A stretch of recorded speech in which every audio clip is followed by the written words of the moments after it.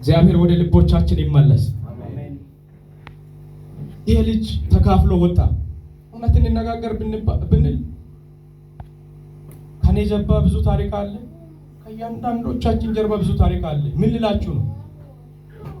አባትና እናት መሬት ሽጣ የሸኘችው ሰው ከቁጥር በላይ ነው። ሳውዝ አፍሪካ በሬ ተሽጦ እህል የተዘራው እህል ማሳ ላይ እንደነበረ ተሽጦ የመጡ ሰዎች አውቃሉ። እኔ በረራ ስለመጣ እንደ ራሴ ብዬ አላስብም። ምን ልላችሁ ነው? ያንን ነገር ለምን ረሳን?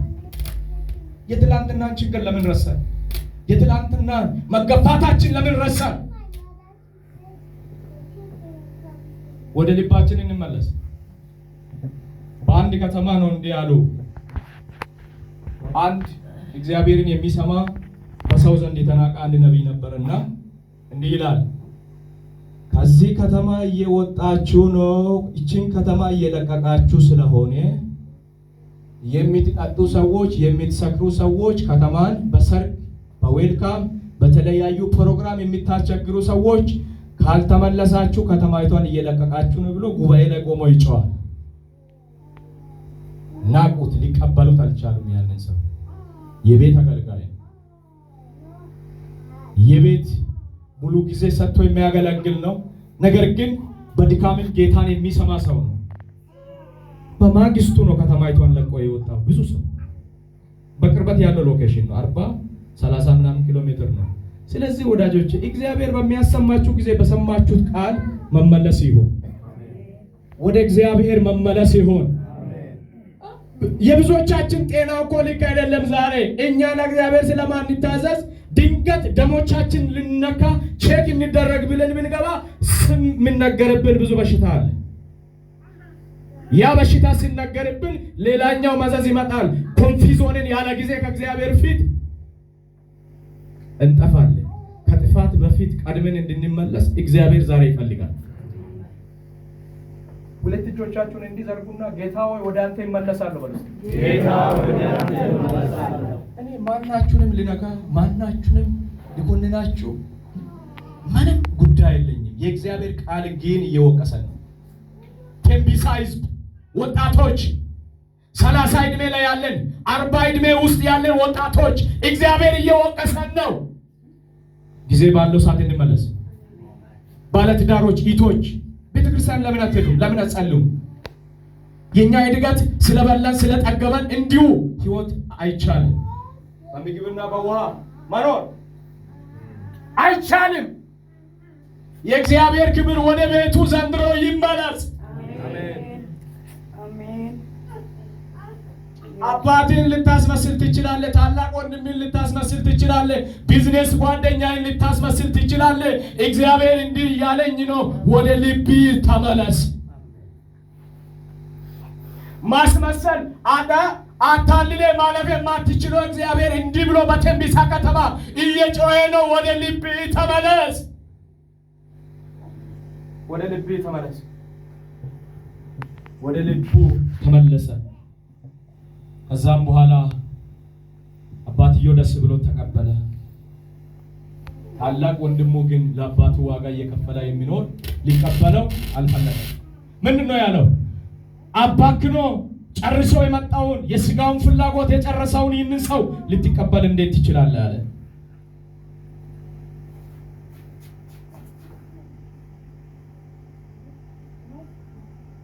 ወደ ልባችን እንመለስ።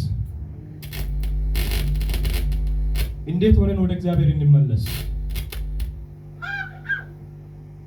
በምን ወደ እግዚአብሔር እንመለስ?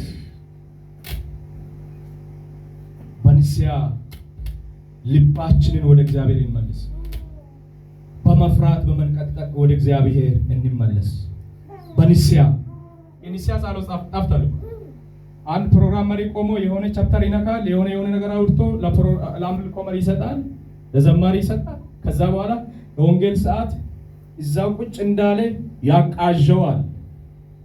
አሳደደኝ ልልም ይችላል። እዛ ጋር እያንቀላፋ ስለሆነ ሌባ መጣ ልልም ይችላል። ቸርች ውስጥ ስላረጃ እኮ ነው መንፈሳዊ ነገራችን። የሚሰበከው ስብከት ኢየሱስን ማይወክል ነው። እኛ ስለማንፈልግ ኢየሱስ ልናገር ጊዜ ለሰጡት አይታችኋል። ወደ ኢያሪኮ እያለፈ ያለ የጤሜዎስ ልጅ ባርጢሜዎስ እንዲህ ብሎ ነው የጮኸው። አይኑ እውር ሆኖ ለማኝ የበሰበሰ ሰው የናዝሬቱ ኢየሱስ ሆይ ማረኝ እያለ ነው ሲጮህ የነበረው። ዛሬ እኛ ንስሐ አንፈልግም። የንስሐ ልብ የለን። ልባችን ደንዳና ነው።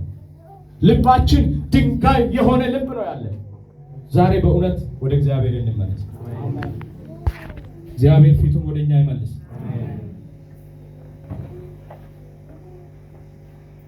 በንስሐ ወደ እግዚአብሔር እንመለስ። ንስሐ ጊዜ ይኖራችሁ ግደላችሁ። ሳውዝ አፍሪካ ምግብ ወይ መልካችን ያስተካክላል ወይ መልካችን ያበላሻል። ግድ የለውም። ለዛ ለማብለና ለመጠጣት ትጨነቁ። እዚህ ሀገር ሽንኩርት በሳይን የሚነግዱ ሰዎች ህይወታቸውን በትክክል እየመሩ ነው። አካባቢ ጎረቤተሰብ የመጡ ሰዎች። አንተ ግን ብዙ ነገር ኖሮ ማታርፎ ምክንያት ምን እንደሆነ ታውቃለህ? ልብ ከእግዚአብሔር ጋር ስለሌለ፣ የኔ ልብ ከእግዚአብሔር ጋር ስላይደለ ዋጋ ይከፍላል። ብዙ ነገር እያለ በህልም ላይ በቃ እየደነገጥ በፍርሃት በድንጋጤ ውስጥ የሚያድረው ለምንድን ነው? ከእግዚአብሔር ጋር ያለው ጉዳይ ሰላም ስላልሆነ ነው። እግዚአብሔር ወደ ልባችን ዛሬ ምሽት ይመልስ። እጆቻችሁን በልቦቻችሁ ላይ ጫኑና እንዲህ በሉ፣ እግዚአብሔር ሆይ ወደ ልቤ መልስ በሉ። እግዚአብሔር ሆይ ወደ ልቤ መልስ። አንደኛ በንስሐ ወደ እግዚአብሔር እንመለስ። ሁለተኛ በውሸት ካደግንበት ወደ እውነት በማደግ በውሸት አደገን። ቤታችን ላይ ያለው ትርም ውሸት ነው። የምንደዋወለው ስልክ ሁሉ የውሸት ስለ እግዚአብሔር ማይወክል ስለ ጥቅማችን ማይወክል በውሸት ነው ያደገነው። በብዙ መንገድ በውሸት ካደግንበት ወደ እውነት በማደግ ወደ ልባችን እንመለስ። ሁለተኛ ማለት ነው። ሶስተኛ ልባችን ሲመለስ እንደዛኛው ልጅ እግዚአብሔር ምርኳችንን ወደኛ ይመልሳል። ኢየሱስ ጌታ ነው። ይሄ ልጅ በመጣ ሰዓት አካባቢ ያለው ሰው ሁሉ ደስ አለ። ታዞ ስለመጣ ወደ ልቡ ስለተመለሰ ደስ አለው። ውድ የሚባለውን የሰባውን አምጥታችሁ ይረዱ፣ ለእግሩም ጫማ ወርቅ ሳይቀር አድርጉለት አለ። ዛሬ ለምትመለስ ለአንድ ነፍስ የምስራች ቃል አለ። ኢየሱስ ጌታ ነው። እግዚአብሔር ባልጠበቀው ጉዳይ ያሸላልማል። ስትመለስ እግዚአብሔር ባልጠበቀው ጎዳና ቤትህን ይሰራል። ስትመለስ ሃሌሉያ። እስቲ ቀንጆቻችሁን አንሱና እንዲህ በሉ፣ እኔ እመለሳለሁ በሉ። እስቲ እግዚአብሔር ሆይ አንተ ተመለስ በሉ። እስቲ እግዚአብሔር ሆይ ምርኮዬን መልስ በሉ። እስቲ ምርኮ ስለሄደብን የበለነው አያጠግብም። አሁን እያንዳንዳችን ቤት ያለው ሳልባጅ በሚዛን ቢለካ ማለት ነው ኢትዮጵያ ያለውን ሕዝብ ለዓመታት የሚቀልብ ሳልባጅ ነው። ለብሰን አያምርብንም። ለምን እንደሆነ ታውቃላችሁ? የእግዚአብሔር ጉዳይ ስለላላ ብሎኑ ተፈቷል። እዛ ሰላማዊ አይደለም ከእግዚአብሔር ጋር ያለው ጉዳይ። በጊዜ እግዚአብሔር በሰጠን እድል እንድንመለስ እግዚአብሔር ይርዳል። ወዳጆቼ ስብከት ይሄ ወንጌል ነው። ስብከት ኢየሱስ ነው። ሸቀጣ ሸቀጥ ቴሮሪዝምስ የትም አያደርስም። ለዚህ ወንጌል ለዓላማ ለተጠራንበት ዓላማ እንድንኖር እግዚአብሔር ይርዳል። እግዚአብሔር እኛ ስንመለስ አይኖቻችን እያየ የሄደውን ነገር ዛሬ ምሽት እግዚአብሔር ይመልሳል። ስንታዘዝ በፊቱ ስንወድቅ የተባረከባችሁ ብዙ ሰው በወር ያገኛል። ስንትም ያገኝ ዶክተር ሼክ ምን እያለ እዛ ይሄድና ይለካል። ቃል አድርጎ ይመጣል። ሁቁም ጥሎ ይመጣል። ለምን እንደሆነ ታውቃለህ ወዳጅ?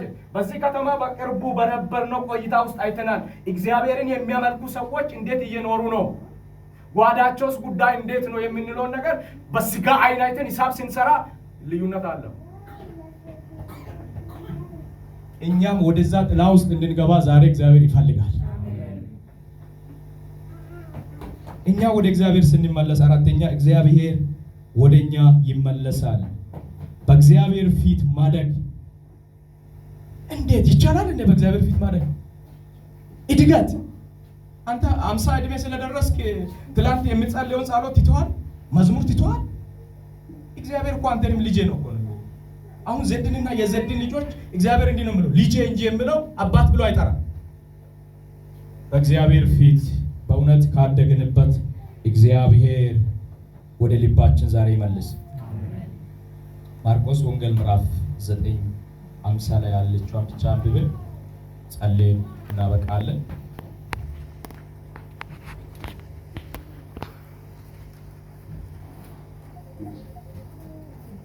ምዕራፍ 9 ቁጥር 50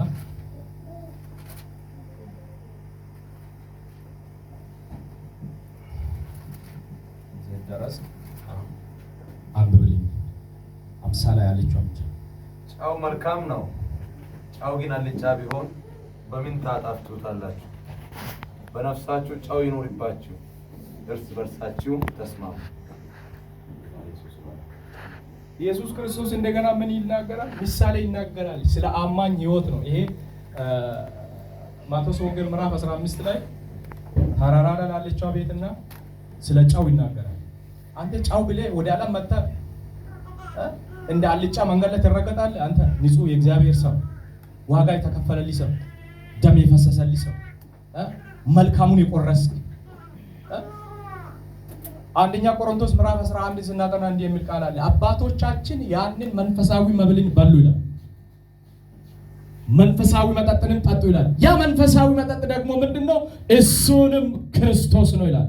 ያንን አለት የጠጣ ሰው ራሱን ያረክሳል፣ ርኩሰት አሳልፎ ይሰጣል። እንዴ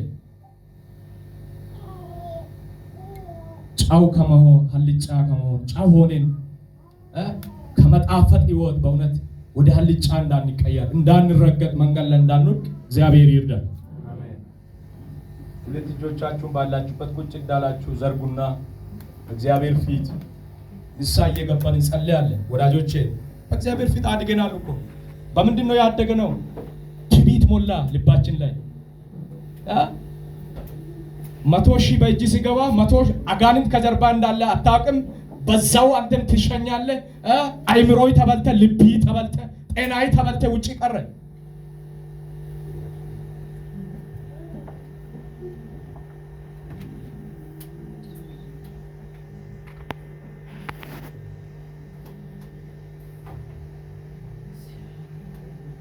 ንስሐ ግቡ።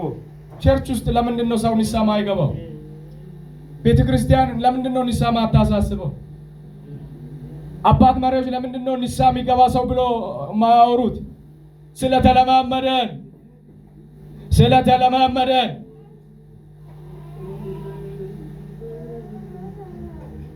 አገር ቤትን የሚያውቀው በስተት ውጭ ገበያ አረቄ ጠጥቶ የመጣ ሰው ቅዳሜ ቀን አረቄ ጠጣ፣ አርብ ቀን አረቄ ጠጣ፣ ሰው ቀን ቆሞ ንስሐ ይገባል። እዚህ ሀገር ግን ሽጉጥ ታጥቆ ወንድሙን እያስገደለ ንስሐ ሊገባ አይፈልግም። እንመለስ ወደ ልባችን እንድንመለስ ሰዓቱ አሁን ነው።